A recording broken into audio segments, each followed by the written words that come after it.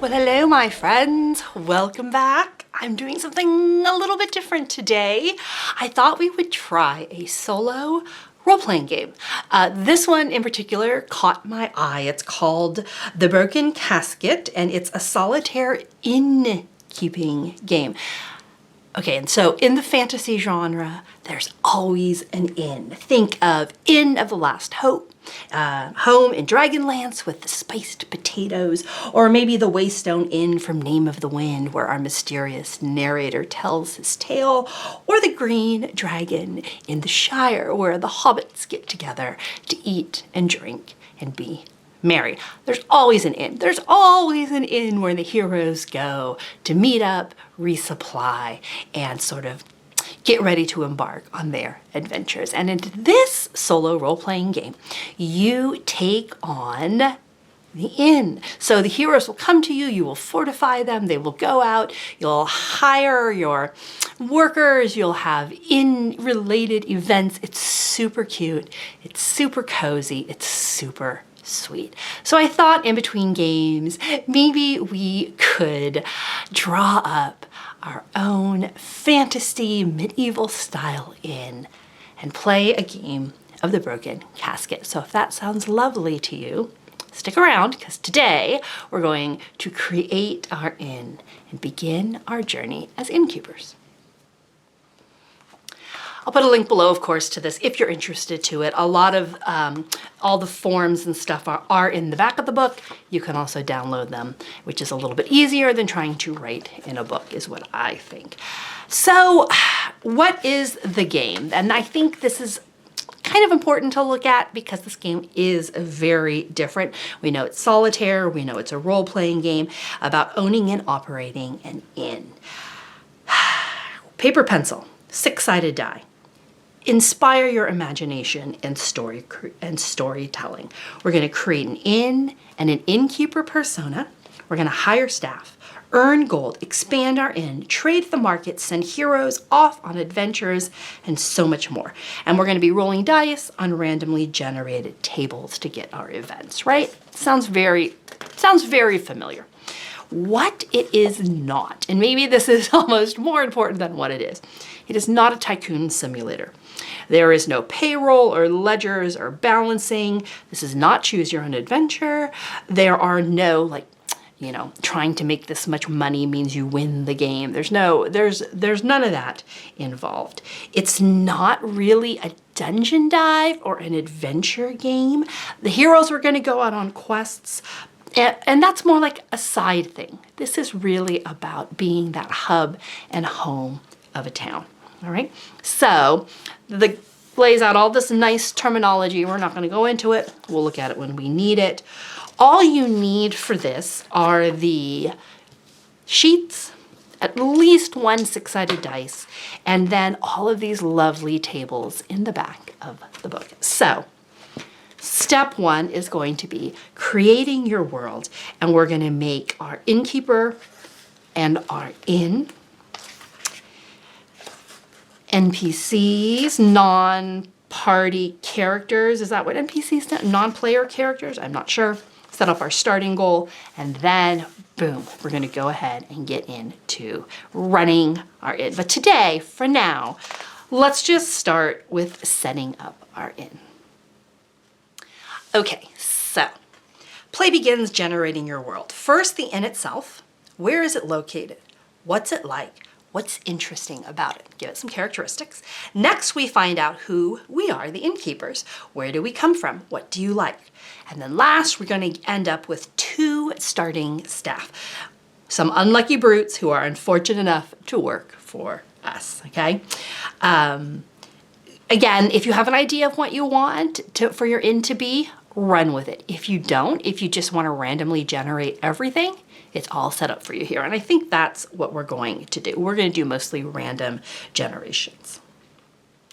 And with that in mind, let's start rolling. First things first, in name, location, appearance, and let's just use the tables. Why not, right? If you need help, go ahead, use the tables. Historically, inns almost always have 2-part names, like the Rose and Crown. broken casket, right? So let's go ahead and roll name, location, appearance, type, the whole thing. Let's just see. Let's just see what we get. One thing sometimes I like to do, if we ever have to roll like maybe more than one dice, I like to give myself flexibility and say this could be a 6 and a 3 or a 3 and a 6 if we want, or we can just go with straight up, you get what you get.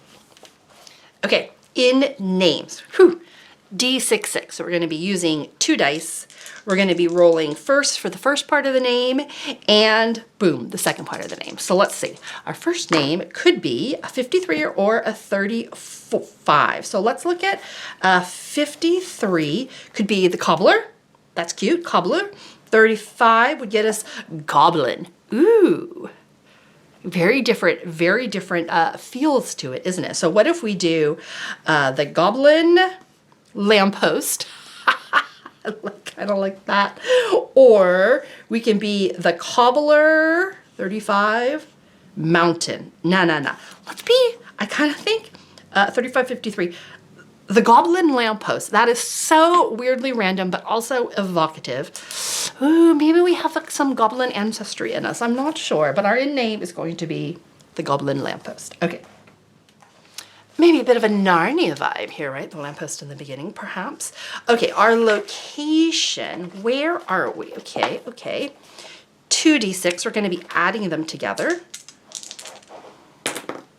For a whopping 6, we are going to be located in or near a desert. Oh, all right. Interesting. Okay. We are going to be literally a watering hole. So we're going to be in, okay. So, and last, of course, is our appearance. Again, we're doing a 2d6 here. A 7 this time. Ooh, iron accents with standard oak tables and chairs. Man.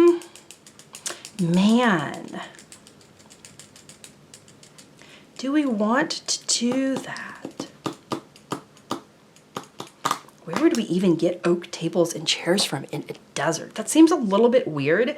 So I might override that and let's just make this a little bit more cohesive. So looking down, natural, magical, oak salon, teak stained glass. How about, I kind of like sculpted from a single piece of stone. Maybe in this desert there was some kind of a cliff or mountainside or abandoned pyramid or something, and there was maybe a cave and this is made out of it. I think that would make it cool. It would definitely get us out from under things, and we wouldn't really have lots of wood, which to me in desert you're probably not going to have. So let's override the dice. We are allowed to do that. And let's say that the goblin lamppost is sculpted from a single piece of stone. Love it. Okay. Our in type, 2d6. Let's see what type we have here. Ooh, another 7. Plain old pub, regular townsfolks and laborers. Love it. We are nothing special. We are where everyone goes to get a drink. We're cheers. I can live with that. Plain old pub. So we're talking pub fare here. Guest type. Let's see. I guess we could run with it, but let's roll again. Why not? I like rolling. Oh, doesn't matter. We're still a 7. Regular townsfolk and laborers. Okay. Nothing fancy, nothing flashy. Signature drink. Okay, don't forget to give it a name. All right, I'll leave that up to you guys. So let's find out what it is first. Ooh, snake eyes. Ours is cinnamon liquor with clam juice. Where are we getting clams? It has to be canned. We have to have canned clam juice. This is terrible. I don't know if I would ever drink this. It's a signature drink that no one orders. Okay, give me a name if you have an idea for a clam juice with cinnamon liquor. Oh my goodness. Signature meal. Hopefully we're better with food than we are with, oops, on the other page, drinks. How about an 8? Grilled spice cake. Ooh, yes, a dessert would have great. We're very spicy. We have with our cinnamon. Okay, okay, I'm getting maybe in like a Arabian Nights here vibe. And what kind of entertainments do we offer here in our laborers? Oh, only 1d6.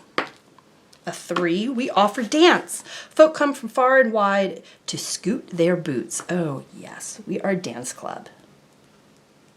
Okay, unique services, 1d6. 3, theme dinners for all occasions. Oh, I love it. I love it. We're gonna have to come up with some amazing holidays and like winter solstice, summer solstice, you know, that sort of stuff. Theme dinners. Oh my goodness, we can have theme dancing. Tiki torches. Okay, wait. Hold on. Too much fun. Anomalies. What do we think that means? Okay, what's odd about us?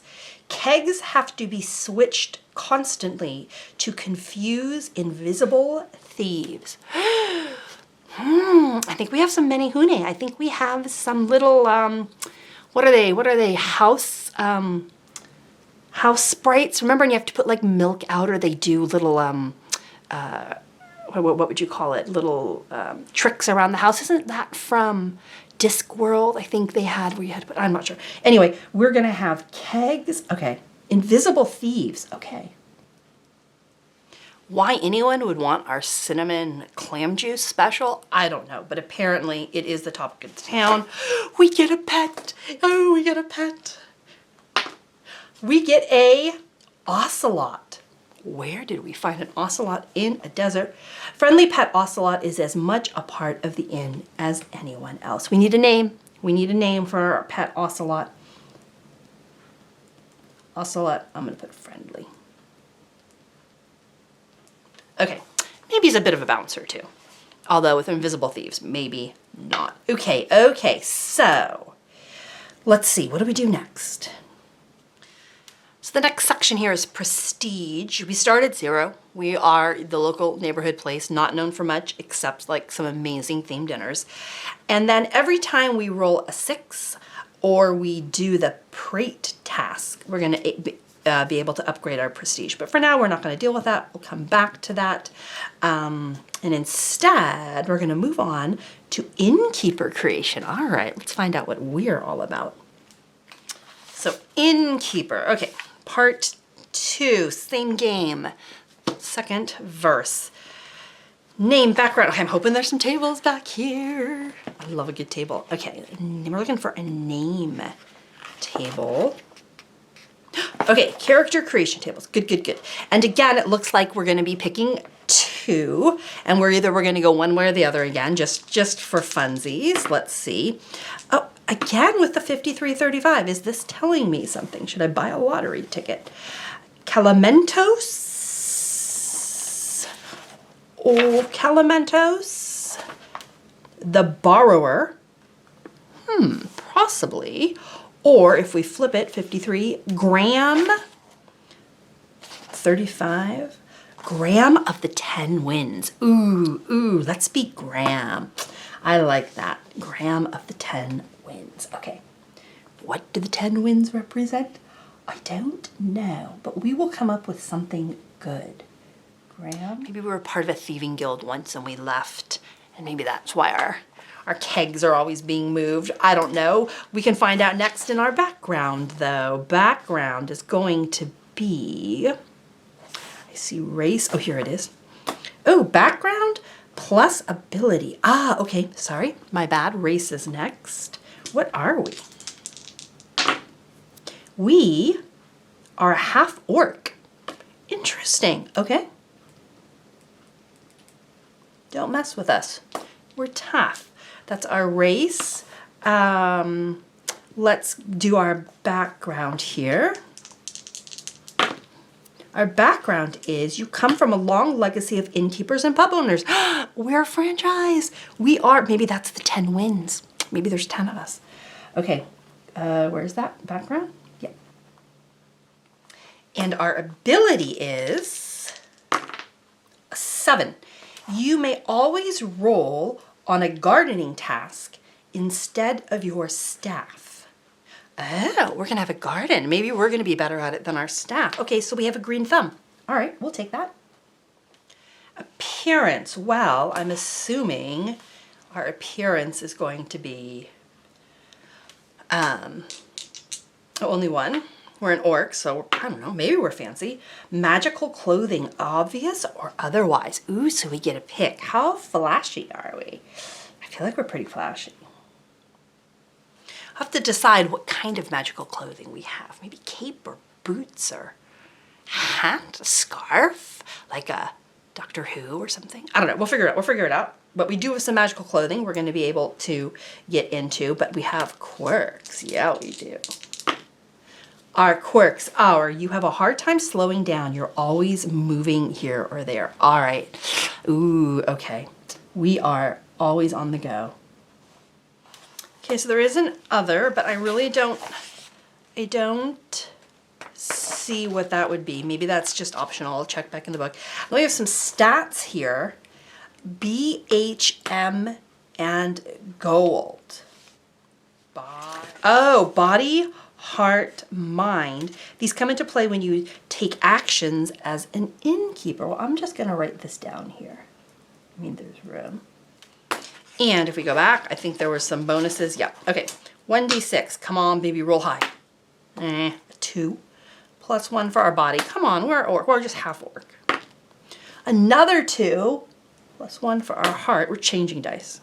A 3 plus 2 for our mind. All right, so we're mostly smart. Not really, we're pretty average, but we have magical clothes. Okay, starting gold. Ooh, this is gonna be important. Oh, being a savvy business sort, of course, we come from a long line of innkeepers. This is not our first rodeo. We do have some cash set aside. Love it. Roll 4d6, note the amount. This is your starting gold. I think I'm gonna put this in pencil because I have a feeling we might be spending it. Oh, come on now. 4d6, so that was 3. Okay, not bad. We'll take that. We have 13 gold. Is that a lot? We'll find out. What comes next? Staff. All right. Okay, so we will start with 2. We're allowed, as the game progresses, we might be able to hire some more to help us out. But we do get 2 guys, so we're gonna start them here. Name and race, same thing. The role, find out what they are. Okay, so we know all this stuff. Let's start by finding out their names. Back to the name tables we go. Oh, whoa. A 1 and a 2. So it could be Waldorf 21, Waldorf Steelruss. Man, I get a very strong walrus vibe off of him. Or he could be Folan of the Coastlands. Ooh, I think we're gonna go with Folan. Why did Folan of the Coastlands end up in the middle of a desert? There's a story there, I tell you guys, there's a story.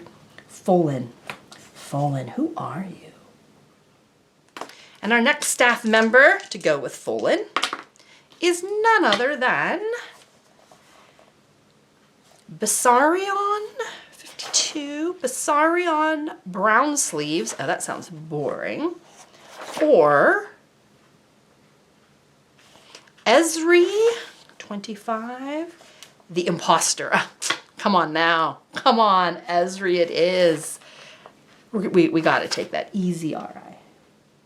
Okay, love it. All right, so Folan and Esri, what are their roles? Okay, whoops, 2d6. Let's go with Folan. Folan is a 7. Folan is our host. He's going to greet you. He's going to sit you down. He's probably very charming. He's a host for now. He might get more. Role appearance. Okay, let's go ahead, and since we're already on this chart, let's keep going. Esri is going to be our 8. Our gardener. Okay, random. The Imposter. Gardener. So, okay. I think I'm gonna roll again because I can garden. So we're gonna stack them in our favor a little bit already. Let's go for 4. Let's make him our bouncer. Yeah, he is. When the rowdy dancing gets too much on our theme dinner night, Esri will take you out. Oh my goodness, this is too much fun. Race and appearance. Boop-ba-da-doo. We go back for that. Race. Folan is a satyr. Oh. Oh, okay. And Esri, he better be something impressive. He is an 8. He is a half elf. Okay. We are half orc, half elf. And the appearance of them. For appearance, I'm assuming that means the clothing, right? Yeah. Let's see, let's check. Are there appearances for... No. Okay. 1d6. So our host wears rich silk robes. Of course he does. Ooh, I'm getting a very, very strong, like, Lawrence of Arabia vibes from Folan. And Esri, he wears old adventurer's garbs. That makes sense. He's our bouncer. All right, let's go to our back here, pop back here and find our stats. I'm assuming that I guess we could roll, but I'm assuming our bouncer is going to be high in body.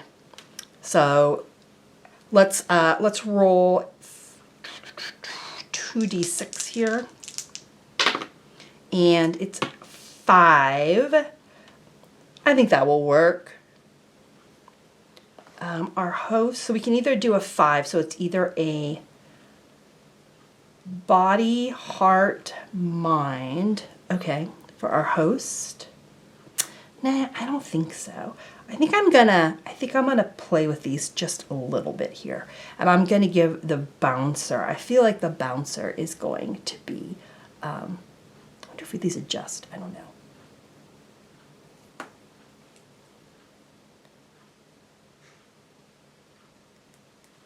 He's going to have good body,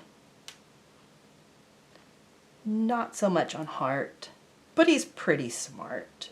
1 + 1. All right, then the next roll we'll give to our host, hopefully with a 10. He has no body, that makes sense. No heart, but very smart. I think I'm going to flip those around just a little bit. We'll give him no body. We'll give him not so smart. We'll give him the -1 on mind, but I'm going to give him +2 on heart. He's our host. Of course, he's going to be empathetic and charismatic. Okay, morale. What's our starting morale? Folan ends up with 1. Okay, he likes us. We're doing okay. Ezra, the bouncer, ends up with 2. Oh, all right. Love it. Conditions, we don't have to worry for that yet. XP, okay. I think we're good. I think we need to, maybe we'll set the scene before we begin. Let's check. No, believe it or not, that's it. So when we start running our inn, when we do our first official session, that's when we're going to set the scene. We're going to figure out what's going on outside as well as inside. So for now, we have finished sort of session 0, I guess, of the Broken Casket. And I would like to officially welcome you to the goblin, I'm going to say the goblins lamppost. We're going to put a possessive in there. The goblin's lamppost. It's on the edge of a desert, sculpted from a single piece of stone, cool all year round, welcoming people out of the blazing sun and into our wonderful old pub. We mostly attract the regular townsfolk and laborers. Maybe there's a stone quarry nearby. Maybe there's like a trading post that the camels are coming through. But you know, there's a good little town here, and this is where people come. They come for 2 things. Our cinnamon liquor with clam juice drink, to be named. I would love to see some wonderful ideas there. To eat our grilled spice cake, or to pet our ocelot. Named? Please fill in, all right? We always have dancers. Maybe some belly dancers, maybe some mimes. I don't know, what kind of dances do they do in the desert? I'm not sure. Might have to do some research on that. But we are well known for our themed dinners, and we will make up an occasion if there isn't one. So we'll have to remember to bring that in. We have to also remember to switch our kegs often. We have some invisible thieves. What they're doing here or why, I'm not entirely sure. Perhaps they followed us, Graham of the 10 Winds. Come from a long line of innkeepers. We are opening a franchise in the desert, which is something new for us. We brought with us our best garb. In fact, we have a few magical pieces of clothing. What they are? Would love some ideas. Maybe we'll find out as we play. But we are wonderful at gardening. We never hold still. We're always busy, busy, busy, busy. And we brought with us 2 starting staff. Folan, our host, the satyr, rich, luscious robes, very empathetic and loving, greets everyone, probably knows everyone's name and what they like. And of course, his polar opposite, Ezra, the old half-elf in his grubby old adventuring garbs, who's there to keep the peace, keep things quiet, and make sure the dancing doesn't get too out of control. Morale is good. Times are good. But that's about to change when we move into round 2, our opening session, where we're going to see what sort of patrons show up, what kind of events we pull, and how our staff and ourselves, Graham, deals with all of those.